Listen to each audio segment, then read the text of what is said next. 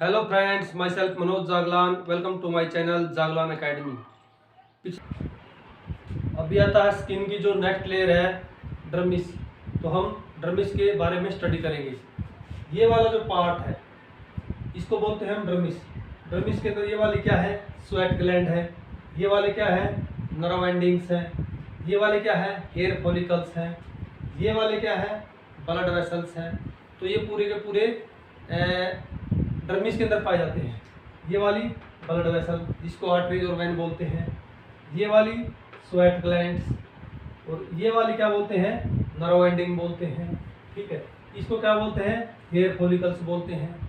ठीक है, उसके बाद ये वेसल्स क्या करती हैं, सप्लाई करती हैं आगे डर्मिस को। तो अभी हम स्टडी करते हैं डर्मिस के बारे में। It is inner layer of skin.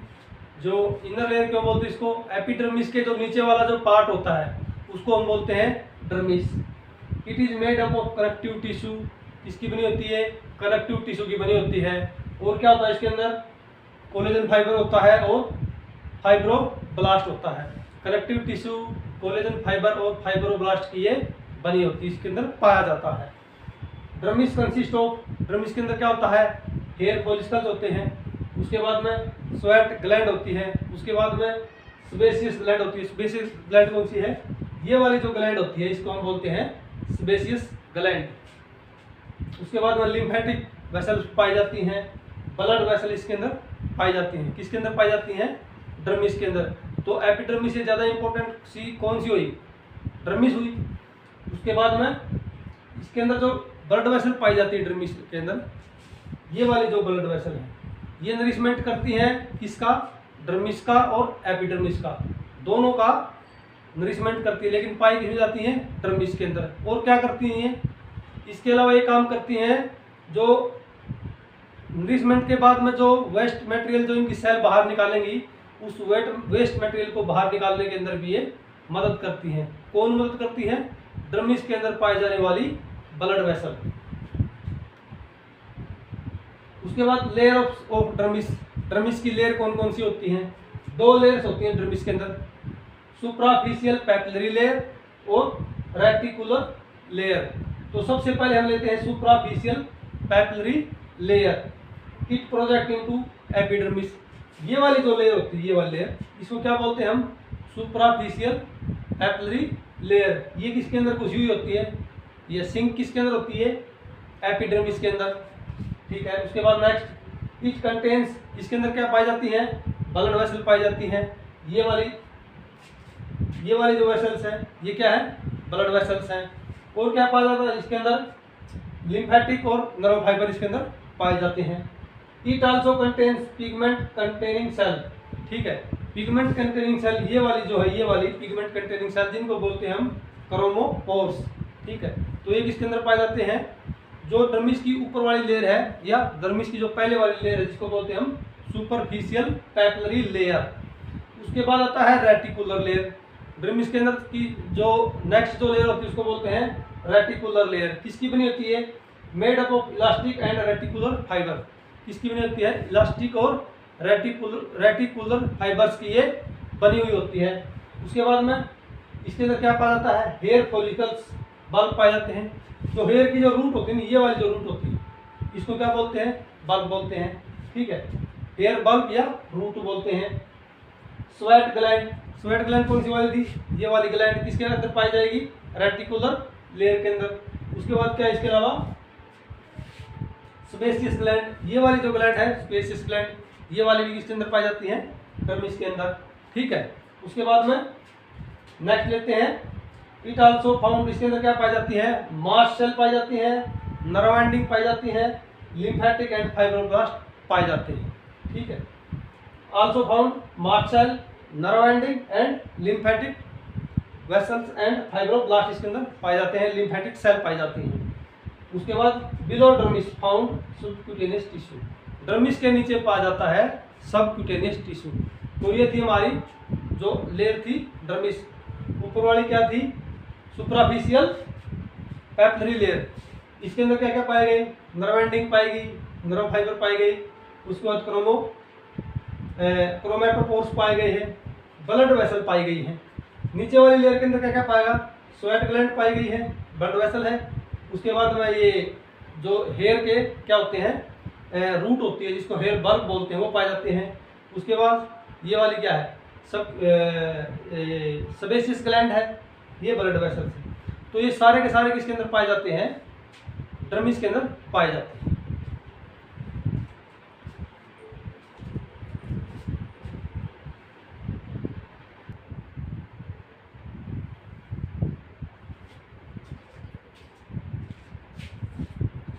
अभी जो नेक्स्ट टॉपिक आता है वो आता है कलर ऑफ स्किन। स्किन का कलर कैसे निर्धारित होता है। किसी की स्किन का जो कलर होता है वो गोरा होता है और किसी का काला होता है। तो वो ऐसा क्यों होता है, तो इसके ऊपर दो फैक्टर्स काम करते हैं। Colour of skin, colour depend upon two factors के ऊपर स्किन का कलर डिपेंड करता है। पहला फैक्टर है पिगमेंटेशन ऑफ स्किन और दूसरा फैक्टर है हीमोग्लोबिन इन ब्लड। तो सबसे पहले लेते हैं पिगमेंटेशन ऑफ स्किन। हमारी स्किन के अंदर एक ब्लैक ब्राउनिश कलर का पिगमेंट पाया जाता है जिसको हम बोलते हैं मेलेनिन।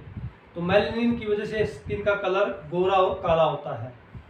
जिस व्यक्ति की स्किन के अंदर मेलेनिन की क्वांटिटी या अमाउंट ज़्यादा होगा उसका कलर होगा काला, और जिसके अंदर मेलेनिन कम पाया जाएगा उसका कलर होगा गोरा लगा लो या ब्राउन लगा लो, ठीक। उसके बाद में skin cell contains black brown pigment melanin. Skin के अंदर क्या होता है, ब्लैक ब्राउन पिगमेंट होता है मेलेनिन जिसको बोलते हैं। Melanin responsible of colour of skin. Melanin जो स्किन के कलर के लिए रिस्पॉन्सिबल होता है। Melanin made up of melanocyte sales. जो मेलेनोसाइट सेल्स पाई जाती हैं एपिडर्मिस के अंदर उससे मेलेनिन बना होता है। मेलेनोसाइट्स फाउंड इन मेलेनोसाइट, जो मेलेनोसाइट होती हैं जिससे मेलेनिन बनता है वो कहाँ पाई जाती है, स्ट्रेटम जर्मिनेटियम और स्ट्रेटम स्पाइनोजम। ये एपिडर्मिस की जो दो लेयर हमने पहले पढ़ाई थी ना, तो तीसरे और चौथे नंबर की जो लेयर होती है स्ट्रेटम जर्मिनेटियम एंड स्ट्रेटम स्पाइनोजम एपिडर्मिस के अंदर पाई जाती हैं। ये उनके अंदर पाया जाता है मेलेनोसाइट सेल्स जिससे मेलेनिन बनता है। मेलेनिन इंक्रीज, मान के चलो मेलेनिन बढ़ जाता है तो रंग कैसा हो जाता है, काला हो जाता है, कम हो जाता है तो गोरा हो जाता है। ज़्यादातर लोग धूप में जो काम करते हैं उनका रंग काला क्यों हो जाता है, क्योंकि उनकी स्किन के अंदर मेलेनिन की क्वांटिटी बढ़ जाती है। नेक्स्ट लेते हैं हीमोग्लोबिन इन ब्लड। हमारे ब्लड के अंदर जो हीमोग्लोबिन है वो भी हमारी स्किन के कलर के लिए रिस्पॉन्सिबल होता है। हीमोग्लोबिन बढ़ने से, घटने से, कम होने से भी हमारी स्किन के कलर के ऊपर फर्क पड़ता है। अभी लेते हैं इसके तीन फैक्टर हैं हीमोग्लोबिन के। पहला फैक्टर लेते हैं when haemoglobin content decrease skin becomes pale. जैसे हमारे ब्लड के अंदर हीमोग्लोबिन, बॉडी के अंदर हीमोग्लोबिन की मात्रा कम हो जाती है तो हमारी बॉडी का रंग पीला पड़ जाता है। दूसरा फैक्टर है when blood vessel rush to skin due to cutaneous vasodilation. Vasodilation का मतलब होता है जब ब्लड वेसल स्किन के पास से गुजरती हैं तो वो क्या होती हैं, लीक हो जाती हैं, ठीक है। ब्लड क्या होता है, लीक हो जाता है, इसको बोलते हैं सबक्यूटेनियस वैसोडाइलेशन। तो जब ब्लड वेसल क्या लीक हो जाती है, लीक होने की वजह से वो ब्लड कहाँ चला जाता है, स्किन के अंदर चला जाता है, स्किन के अंदर, और स्किन का कलर कैसा हो जाता है, पिंक हो जाता है, ठीक है। सबक्यूटेनियस वैसोडाइलेशन जिसका मतलब होता है जो ब्लड वेसल स्किन के अंदर फ्लो करती हैं वो ज़्यादा स्पीड से फ्लो करने की वजह से या एक्सेस ब्लड होने की वजह से वो क्या हो जाता है, लीक कर जाती हैं। लीक होने की वजह से जो हमारी स्किन का कलर हो जाता है वो हो जाता है पिंक।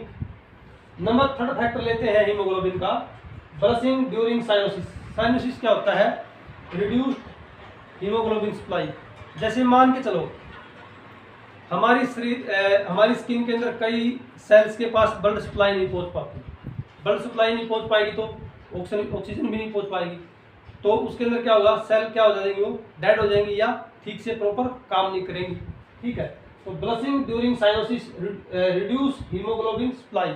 इसमें क्या होता है, इन सेल्स के अंदर हीमोग्लोबिन की सप्लाई ठीक ढंग से नहीं हो पाती, cause excess amount of reduced Hb. तो उन सेल्स के अंदर क्या होता है, जो अमाउंट है नी एचबी का वो काफ़ी ज़्यादा मात्रा में घट जाता है, और एचबी का अमाउंट घटने की वजह से स्किन का कलर हो जाता है ब्लू। तो यहाँ पर जो पिगमेंटेशन के अंदर जो हीमोग्लोबिन के अंदर 3 फैक्टर बताए गए हैं। पहला फैक्टर बताया गया है कलर कैसा होगा, पीला। पीला किसकी वजह से होगा, हीमोग्लोबिन घट जाने की वजह से। दूसरा बताया गया है पिंक। पिंक किसकी वजह से होगा, ब्लड के रिस जाने से। और ब्लड क्या होता है, रिस जाता है या लीक हो जाता है। लीक होने की वजह से स्किन का कलर कैसा हो जाता है, पिंक हो जाता है। तीसरा जो ब्लड है ना, हीमोग्लोबिन है, कुछ एक सेल्स के अंदर तक नहीं पहुंच पाता, तो न पहुंच पाने की वजह से जो हमारी स्किन का कलर हो जाता है वो हो जाता है ब्लू।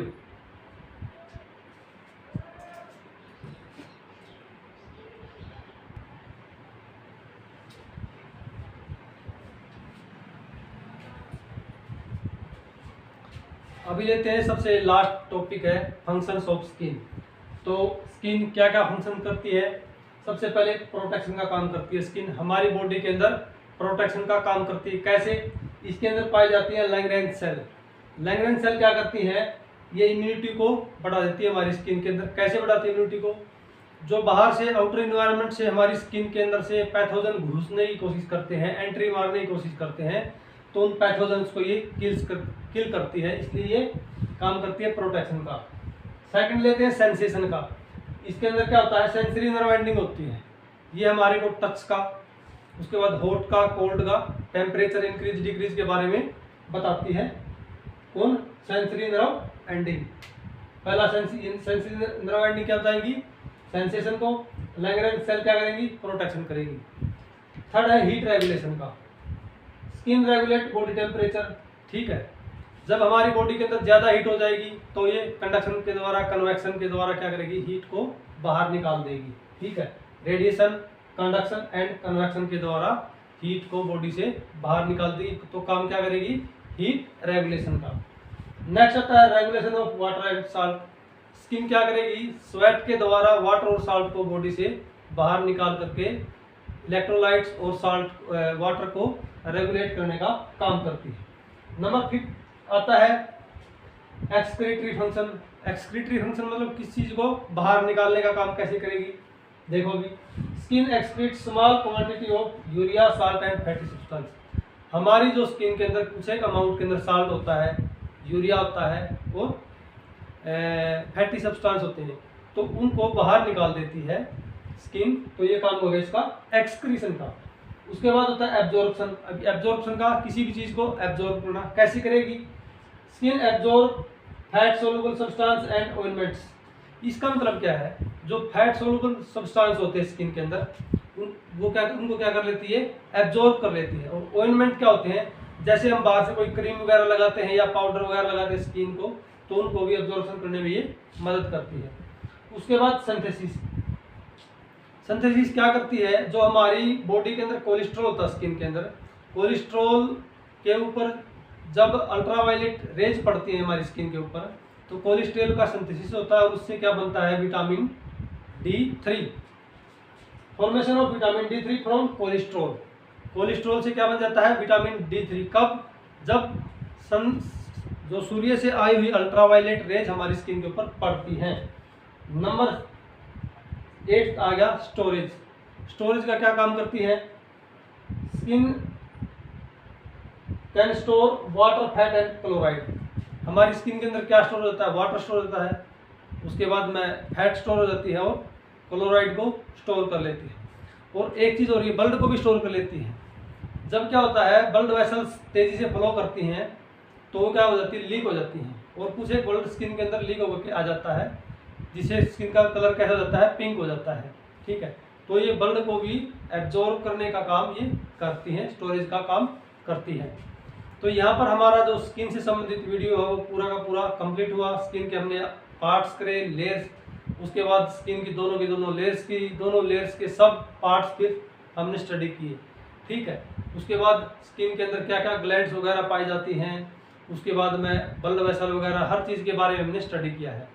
और सबसे लास्ट में हमने क्या किया है, फंक्शंस ऑफ स्किन। हमारे स्किन के क्या क्या फंक्शंस हैं, तो फंक्शंस है वो protection, sensation, heat regulation, regulation of water, excretory function, absorption, synthesis and storage. ये पूरे के पूरे क्या थे, स्किन के फंक्शंस थे। उम्मीद करता हूँ कि ये आपको बिल्कुल अच्छे तरीके से समझ में आ गया होगा। और किसी भी स्टूडेंट का स्किन से रिलेटेड कोई भी क्वेश्चन है तो उनसे कमेंट में पूछ सकता है। Thanks for watching my video, keep learning and be happy.